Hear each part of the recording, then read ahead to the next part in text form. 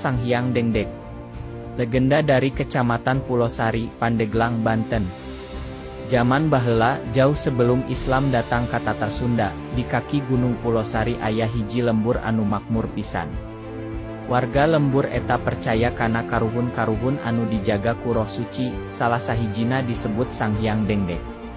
Di tengah leuweung hutan, aya hiji batu besar anu nangtung miring, dengdek dina basa Sunda hartina miring. Batu eta dianggap suci sabab sok caang dina wengi bulan purnama, sanajan teu aya cahaya sejen. Warga percaya yen batu eta teh perwujudan roh karuhun anu ngajaga Gunung Pulosari, gunung anu dianggap tempat para resi jeung leluhur ngalakukeun tapa brata. Dina hiji waktu, aya saurang resi anu ari, ngaranna Resi Daksina, anu ngalaman wangsit, wahyu, nalika tapa di gir batu eta. Dina wangsitna, anjeunna meunang pesen. Jaga kasucian leuweung ieu, ulah aya nu ngaruksak. Sangkan rahayu pikeun Pandeglang salawasna.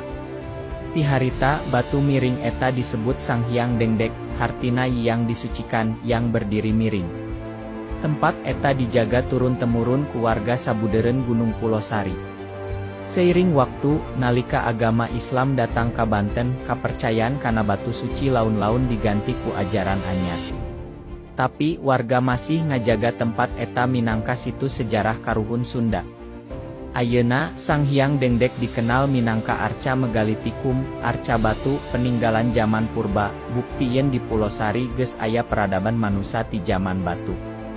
Makna dan nilai sejarah. Sanghyang sebutan suci untuk roh leluhur. Dengdek miring. Jadi Sanghyang Dengdek bermakna batu suci peninggalan leluhur yang berdiri miring.